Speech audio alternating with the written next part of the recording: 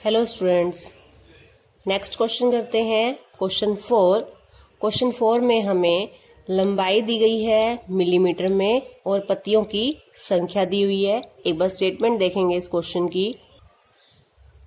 एक पौधे की 40 पत्तियों की लंबाई 1 मिलीमीटर तक शुद्ध मापी गई है और प्राप्त आंकड़ों को निम्नलिखित सारणी में निरूपित किया गया है। ये लंबाई है पत्तियों की 40 पत्तियों की और ये है पत्तियों की संख्या। 118 से 126 लंबाई है 3 पत्तियों की। 127 मिलीमीटर से 135 मिलीमीटर लंबाई है 5 पत्तियों की। इस तरह से ये लंबाई है और ये पत्तियों की संख्या है। दिए हुए आंकड़ों को निरूपित करने वाला एक आयतचित्र खींचिए। तो फर्स्ट पार्ट देखेंगे पहले हम इसको, लेकिन इसको आयतचित्र को बनाने से पहले हमने कल जब क्वेश्चन में आयतचित्र बनाया था तो हमने कहा था कि वर्ग अंतराल हमारे ऐसे होने चाहिए जहां ये खत्म होता है, अगला जो है वर्ग अंतराल की निम्न वर्ग सीमा वहां से स्टार्ट होनी चाहिए। ये होती है हमारी ऊपरी वर्ग सीमा, ये होती है निचली सीमा। तो ऊपरी सीमा 126 है, निचली सीमा यहाँ पर 127 है। तो क्योंकि ये सतत, इसको बोलते हैं कि ये सतत नहीं है, सतत मीन्स लगातार नहीं है, तो पहले हम इस वर्ग अंतराल को लगातार बनाएंगे, सतत वर्ग अंतराल बनाएंगे इसका। अब ये हमने लिखे हैं जो हमें दिया हुआ वर्ग अंतराल है और ये पत्तियों की संख्या है। यहाँ पे हम इसे सतत वर्ग अंतराल में बदलेंगे।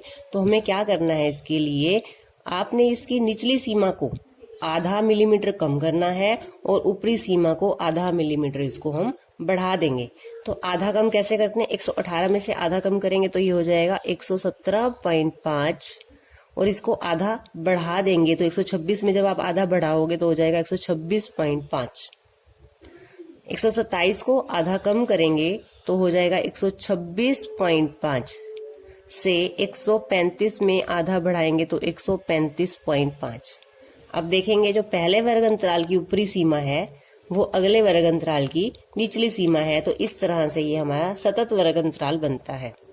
136 में से आप आधा कम करोगे, 136 में से आधा कम करेंगे तो 135.5 से 144 में आधा प्लस करेंगे तो 144.5।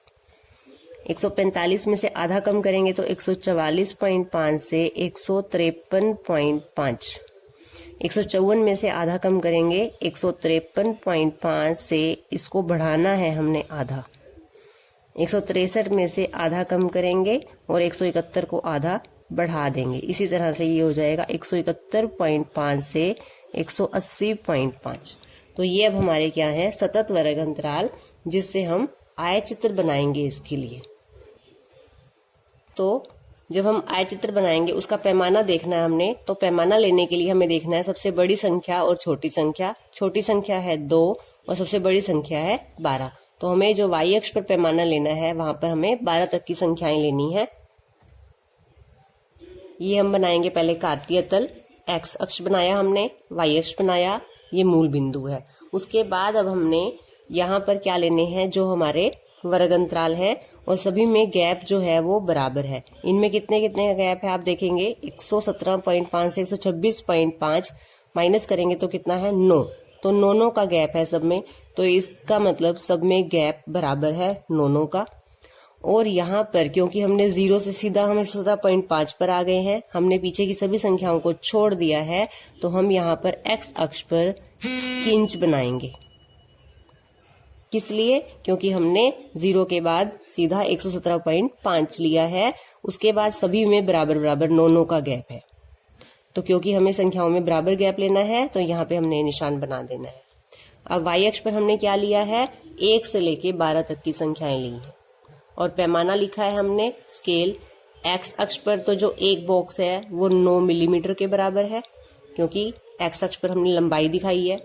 y अक्ष पर एक बॉक्स एक पत्ती के बराबर है, यहाँ पे हमने एक एक का डिफरेंस लिया है। अब बनाते हैं अपना आयतचित्र। अब सारणी में से देखते हुए हम ये बनाएंगे। 117.5 से 126.5 तक पत्तियों की संख्या है 3, तो 3 हमारा यहाँ पर है। तो इस तरह से इसके लिए निशान लगाएंगे और आयत बनाएंगे। 117.5 से 126.5। अगला है 126.5 से 135.5 में पत्तियों की संख्या है 5, तो 5 हमारा यहाँ पर है। इस स्पेस के लिए 126.5 से यहाँ पे हम 5 पे निशान लगाएंगे। और आयत चित्र में क्या होता है, क्योंकि आयत आपस में मिली हुई होती हैं, तो इसी लाइन को हम 5 तक बढ़ाएंगे, 135.5 तक। 135.5 से 144.5 तक पत्तियों की संख्या है 9। तो 9 पे हम यहाँ निशान 135 से यहाँ पर ये है 9। अभी इसी लाइन को हमने 9 तक लेके जाना है और 144.5 वाली जो लाइन है उसको भी हम 9 तक लगाएंगे।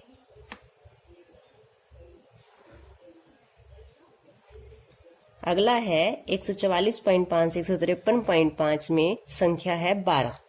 तो 12 संख्या हमारी यहां तक आती है।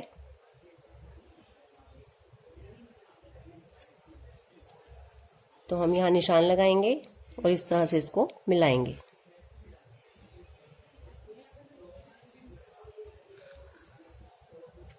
तो 153.5 से जो अगला हमारा वर्ग अंतराल है 162.5 तक, इसमें संख्या है 5।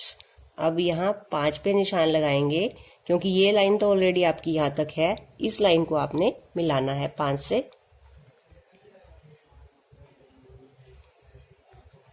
एक 162.5 से 171.5 वर्ग अंतराल में पत्तियों की संख्या है 4। तो ये 4 पत्तियों की संख्या।